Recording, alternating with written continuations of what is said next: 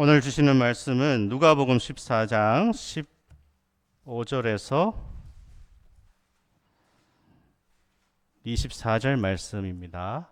누가복음 14장 15절에서 24절 말씀. 제가 뭐 빠뜨린 게 있나요? 네, 없죠? 네. 누가복음 14장 15절에서 24절 하나님 말씀을 제가 대독하겠습니다. 눈으로 같이 읽었으면 좋겠습니다. 함께 먹는 사람 중에 하나가 이 말을 듣고 이르되 무릇 하나님의 나라에서 떡을 먹는 자는 복되다 하니 이르시되 어떤 사람이 큰 잔치를 베풀고 많은 사람을 청하였더니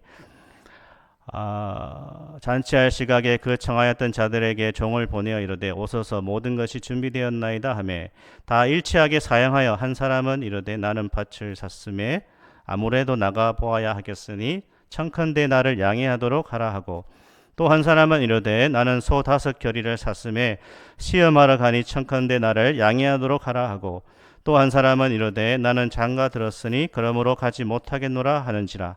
종이 돌아와 주인에게 그대로 고하니 이에 집 주인이 노하여 그 종에게 이르되 빨리 시내의 거리와 골목으로 나가서 가난한 자들과 몸 불편한 자들과 맹인들과 저는 자들을 데려오라 하니라.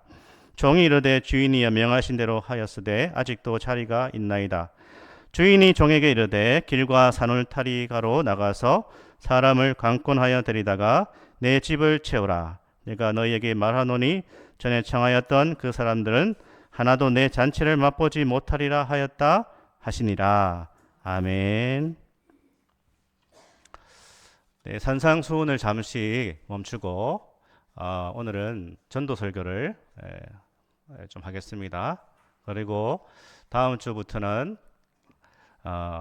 인물 설교를 좀 하려고 합니다. 그래서 구약의 중요한 인물 계획은 아브라함부터 이삭, 야곱, 요셉 그렇게 생각하고 있는데 또 뭐 마음이 바뀔 수도 있겠죠. 어쨌든 그렇게 말씀을 증거하겠습니다.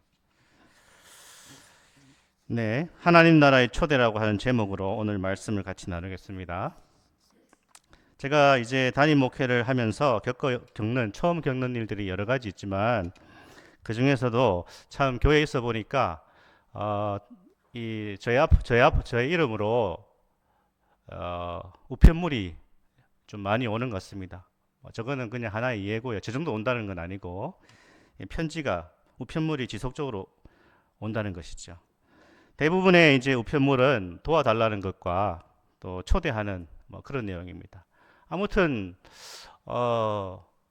참 어떻게 보면 큰 교회도 아닌데 참 지속적으로 우편물이 옵니다.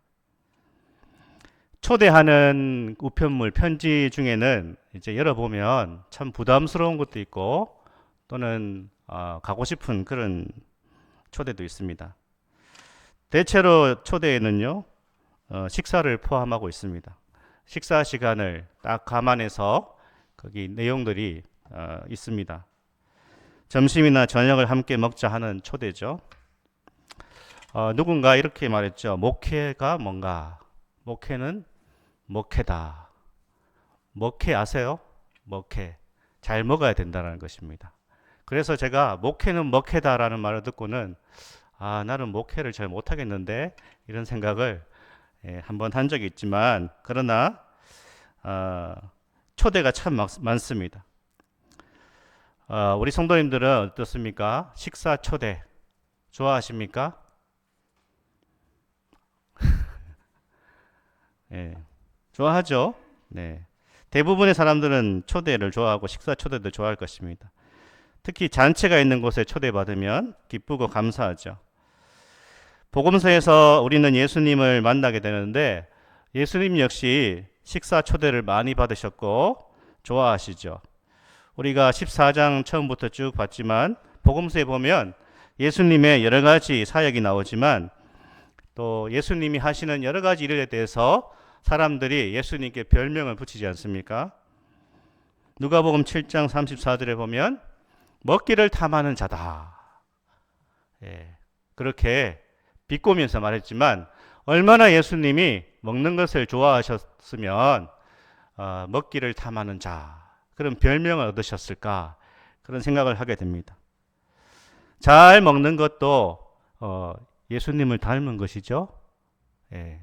그래서 다른 거는 몰라도 내가 저 부분에서는 예수님을 잘 닮을 수 있다라고 생각하시고 식사 초대든 어떠한 자리든 기쁘게 참여하시고 또 특별히 잔치가 있을 때에 기쁨으로 참여하실 수 있기를 바랍니다. 저도 이제 식사 초대가 점점 좋아지고 있습니다.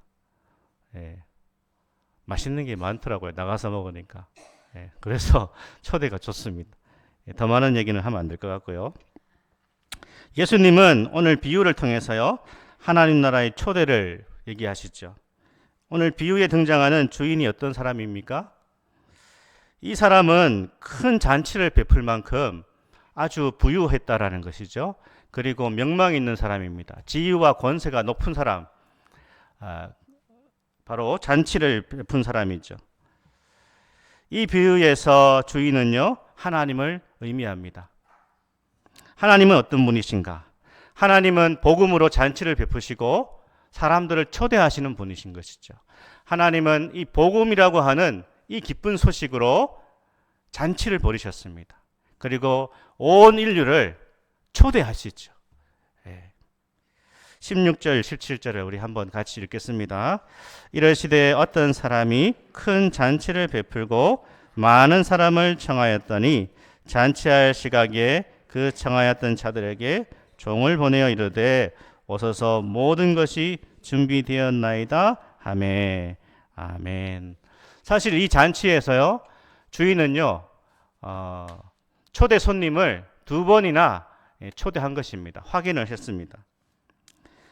주인이 매우 신경을 썼습니다. 중요한 잔치니까요. 당시 오늘날도 그렇지만 1세기 당시에 중동에서 팔레스타인 지역이죠. 이 중동에서 잔치를 준비하는 주인은 초대할 사람들의 숫자를 미리 다 파악합니다. 명단을 다 작성하는 것이죠. 누구를 초대할 것인가 그렇게 다 파악을 합니다. 그리고 어떤 음식을 준비할 것인가. 그렇죠. 우리도 다 준비를 하지 않습니까? 집안의 잔치든 뭘 하든 다 준비를 합니다. 우리가 새생명 축제를 이제 준비하고 있는데 준비 없이 되는 게 없지 않습니까? 그래서 준비를 다 합니다. 나름의 준비를 합니다. 사이즈가 큰 교회들은 엄청난 준비를 하죠. 엄청난 예산을 들여서 많은 준비를 합니다. 그리고 작은 교회들은 그 교회에 맞게 또 준비를 합니다. 목회자는 설교를 어떤 걸 할 것인가, 어떤 말씀을 증거할 것인가 계속 고민하게 되고, 또 우리 찬양하시는 분들은 찬양을 어떤 노래를, 어떤 찬양을 준비할 것인가 그렇게 고민하게 되고, 또 식사를 준비하시는 분들은 어떤 음식을 준비하면 그날에 참 처음 오신 분들이 그래도 내가 교회로부터 참 잘 대접을 받았다. 엄청난 그런 대접은 아니더라도 이 교회가 그래도 손님을 위해서 참 준비를 하였고 신경을 썼다. 그런 느낌을 가지기 위해서 신경을 쓰지 않겠습니까? 사람들이 또 교회에서 준비한 작은 선물을 보고 또 여러 가지 생각을 하겠죠. 그래서 우리는 여러 가지 준비를 하게 됩니다. 이 당시에 주인이 이렇게 2번이나 이제 초청을 하고 신경을 썼다라는 것은 초대받은 사람이 반드시 당연히 와야 됩니다. 이미 약속을 다 한 것이죠. 그런데 오늘 본문에 보니까 이 초청받은 사람들이 하나같이 다 거절을 했다 그렇게 되어 있습니다. 당시 중동의 문화는요, 우리나라와 비슷한데 체면 문화입니다. 체면 문화.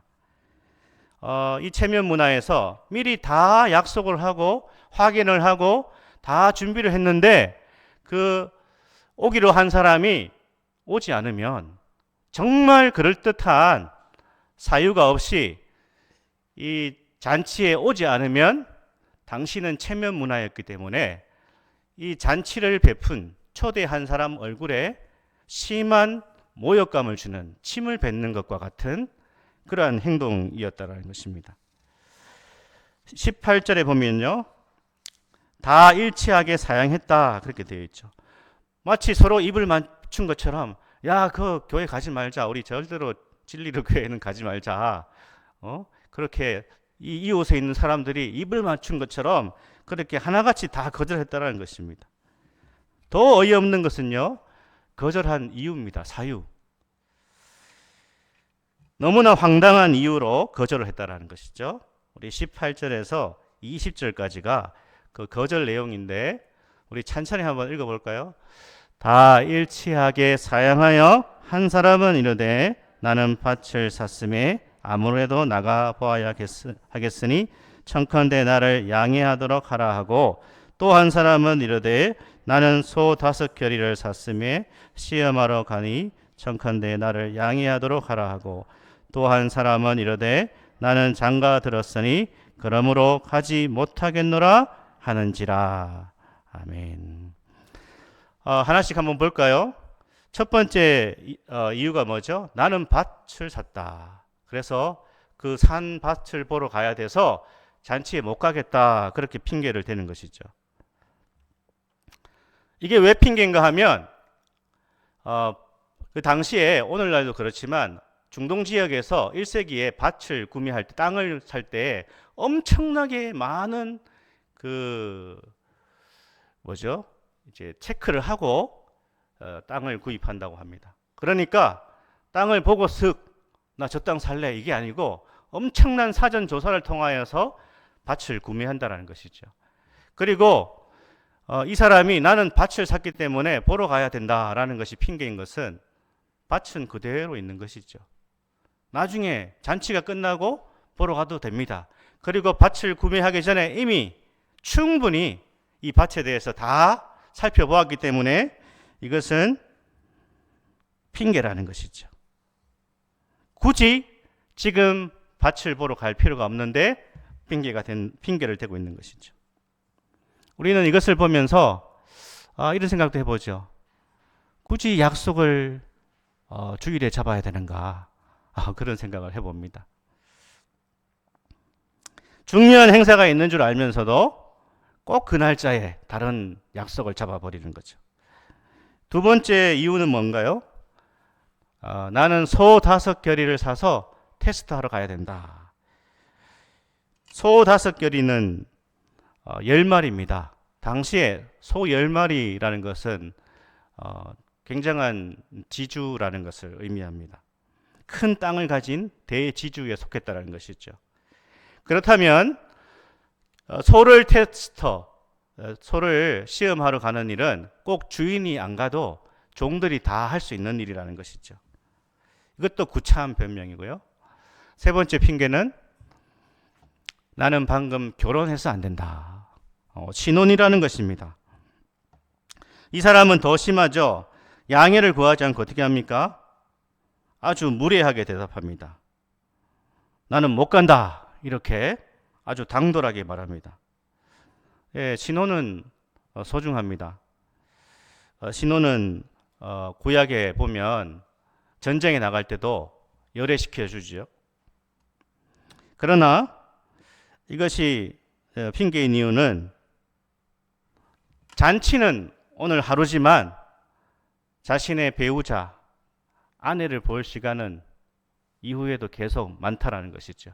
그러니까 이 세 부류의 사람들은 다 구차한 변명을 들어서 주인이 초대한 이 잔치를 사양하고 거절했다는 것이죠. 이 사람들은 1차적으로 누구를 의미하는가 했을 때 유대인들을 상징합니다. 예수님이 가져오신 하나님 나라의 초대를 거절하고 있다는 것이죠.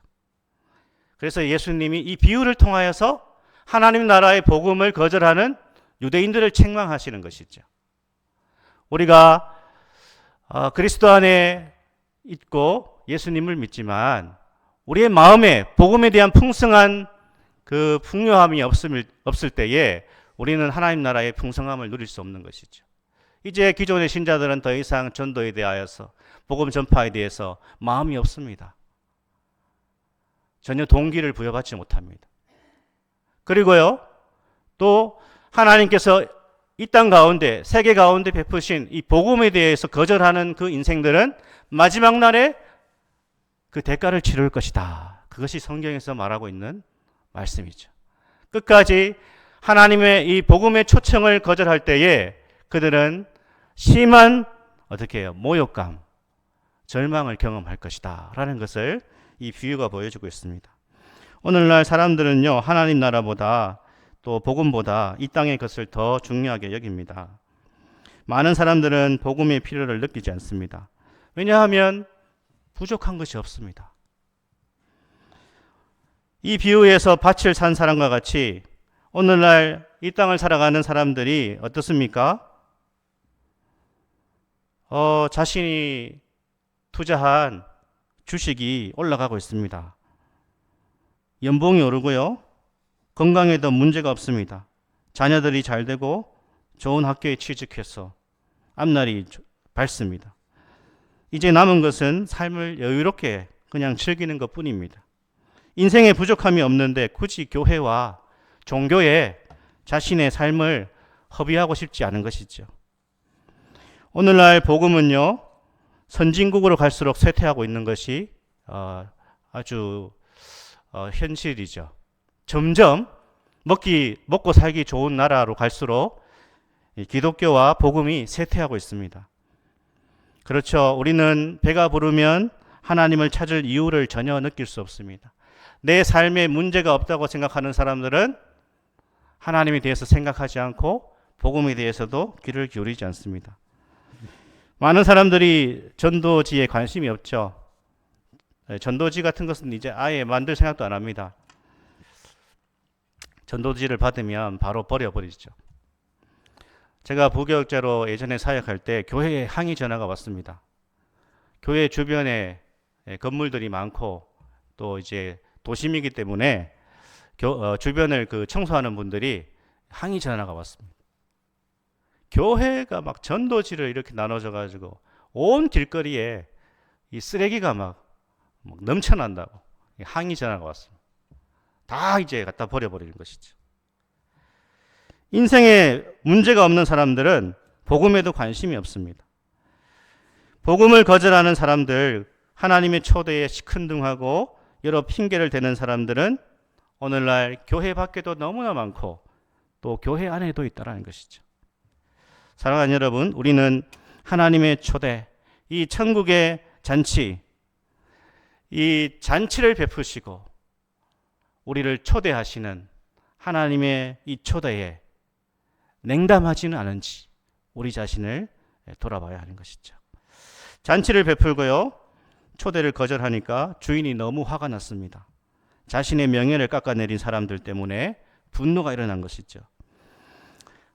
잔치고 뭐고 다 그냥 집어치우고 싶을 것입니다. 하지만 주인은요, 다시 종을 보냈다고 합니다. 이제는 어디로 보냅니까? 거리와 골목으로 가서 사람들을 데려오라. 21절을 한번 같이 읽어볼까요? 21절 말씀.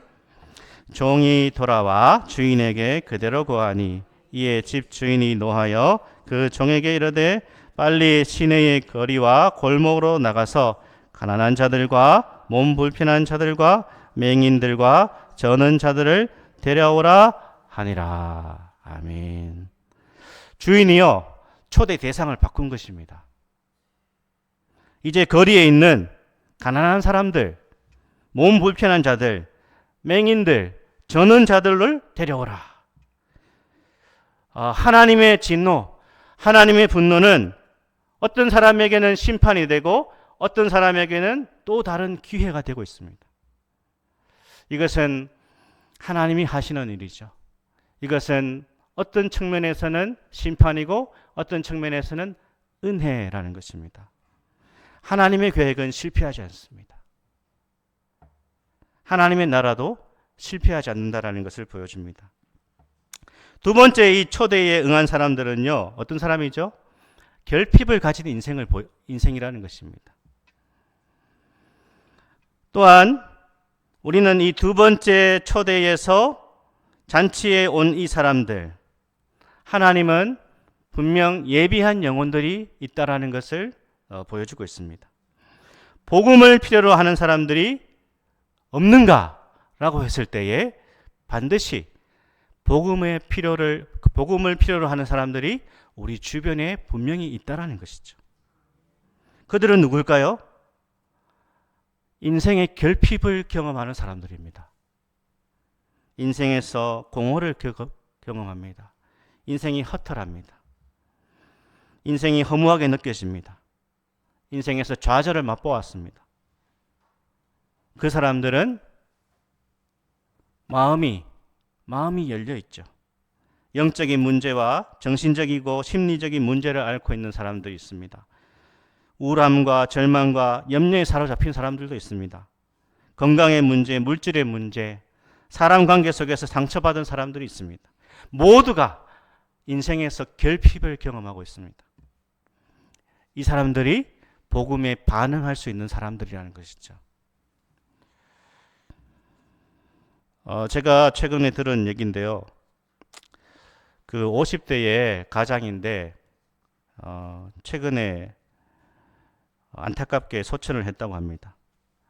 이 50대 가장이요, 나름 신앙이 있었습니다. 그런데 교회에 나가지는 않고 있었습니다.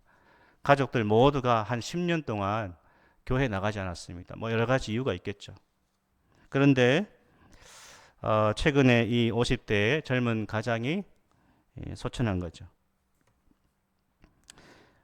이 가장이요, 죽었을 때 죽고 장례를 시골의 작은 교회에서 치러줬습니다. 죽은 고인의 딸의 친구의 잘 들으셔야 됩니다. 고인의 딸의 친구 아빠, 하여튼 그분이 이제 목회자였는데 연결이 되어서 이제 아빠의 이 장례를 치러주고 정말 최선을 다하여서 섬겨주었습니다.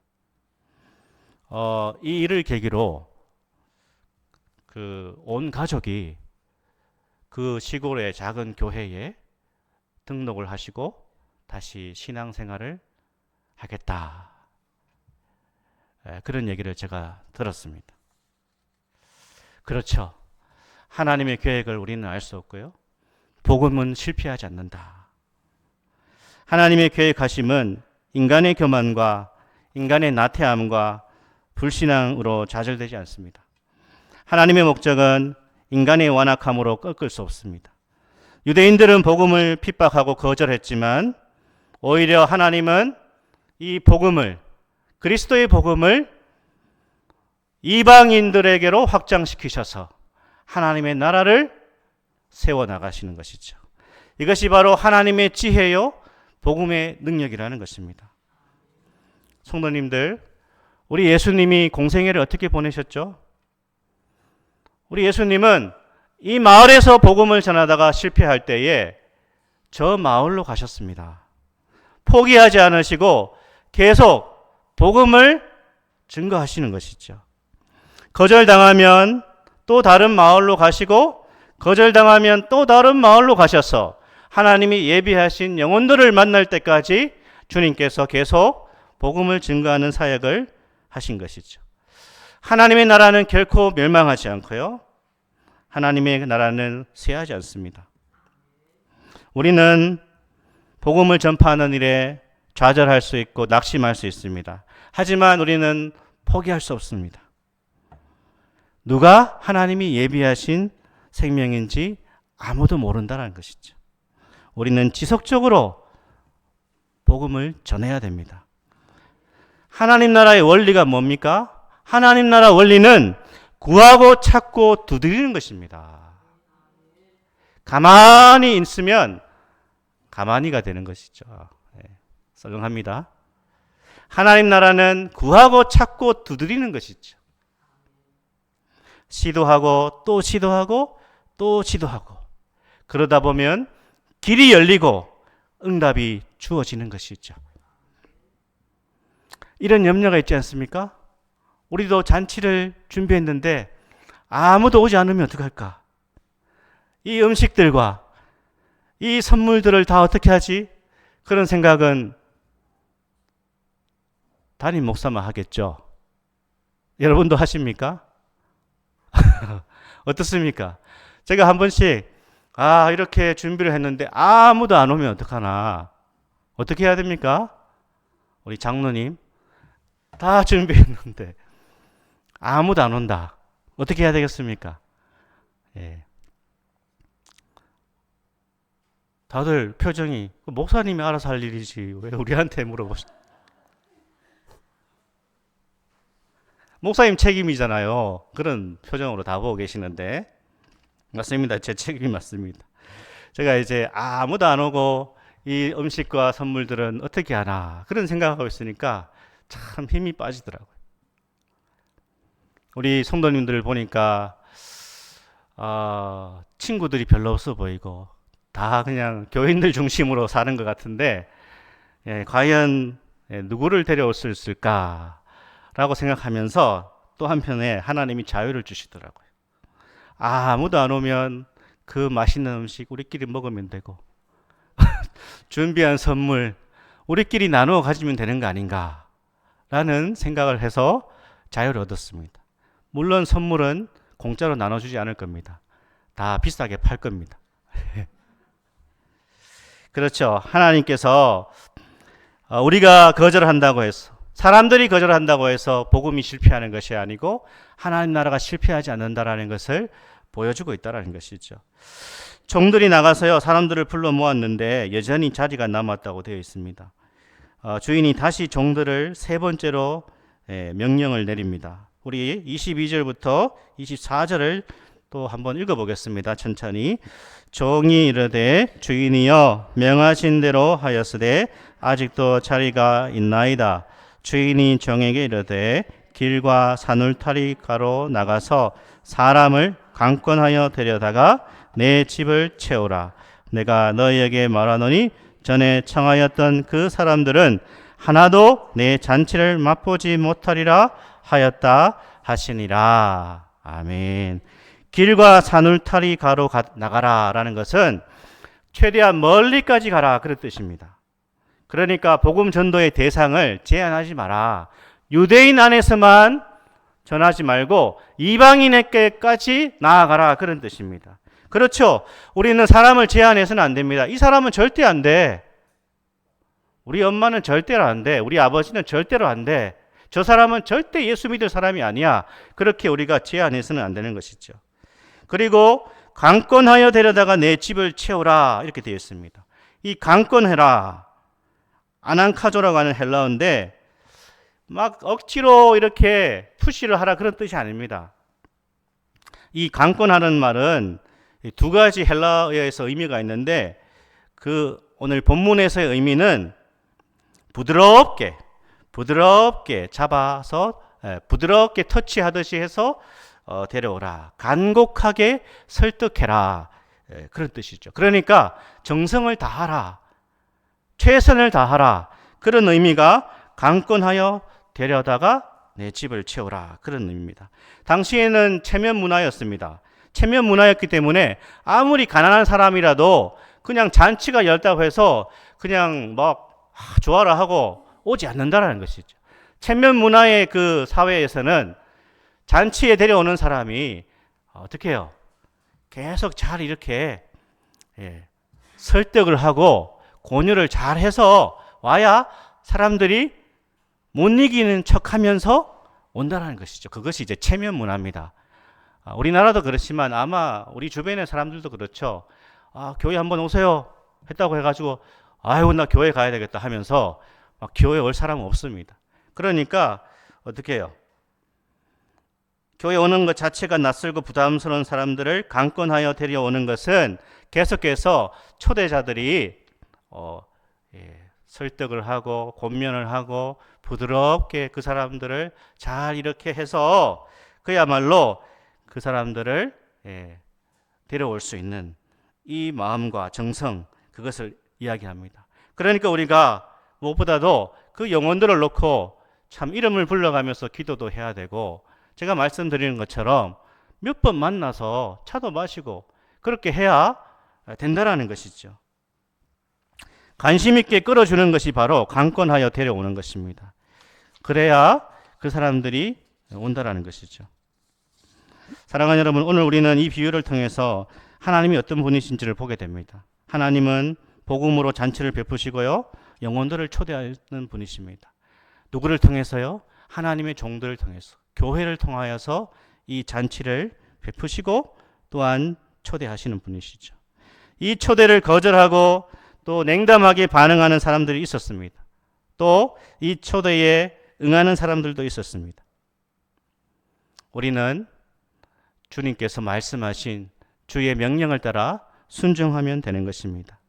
이 비유에서 우리는 무엇보다도 이 주인이 베푼 잔치를 위하여서 계속해서 어떻게 해요? 사람들을 초대하러 나가는 이 종들을 우리가 보아야 하는 것입니다. 하나님께서 이 주인이 이 잔치를 위하여서 종들을 계속해서 부르시고 종들을 보낼 때에 이 주인의 종들이 하나같이 계속해서 이 주인의 명령에 순종하고 있다는 것입니다. 이 비유에 나오는 종들도요, 거절감을 느꼈겠죠? 당혹감을 느꼈을 것입니다. 때로는 모욕감을 느꼈을 것입니다. 하지만 이 종들은요, 모두가 3번이나 22절에 보니까 주인의 명령에 순종하며 나아갔다라는 것이 너무너무 중요한 것입니다.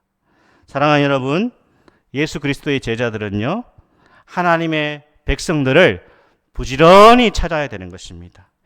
그것이 주님께서 우리에게 원하시는 바입니다. 우리는 복음의 심부름꾼입니다. 우리 같이 한번 이렇게 옆 사람한테 한번 얘기해 봤으면 좋겠습니다. 우리 집사님은 복음의 심부름꾼입니다. 집사님은, 장로님은 복음의 심부름꾼입니다. 심부름을 우리 모두가 잘 감당할 수 있기를. 그래서 하나님께서 이 복음의 천국 잔치를 베푸시는데 우리를 통하여서 하시기를 원하신다는 것을 꼭 기억하시고 이 일에 모두가 한 마음이 되실 수 있기를. 그래서 주님께서 예비하신 영혼들을 교회로 이끌어 주시는 그런 은혜가 있기를 축복합니다. 아멘. 같이 한번 기도하겠습니다. 하나님의 초대와 하나님 나라 초대장을 기쁜 마음으로 우리가 나눌 수 있는 그런 은혜를 주시고 복음을 필요로 하는 사람들을 우리가 만날 수 있도록 하나님께서 예비하신 영혼들이 주님을 만날 수 있도록 우리가 이 전도를 통하여서 하나님의 나라와 하나님의 교회가 새로워지는 일에 우리를 사용해 달라고 같이 한번 기도하겠습니다.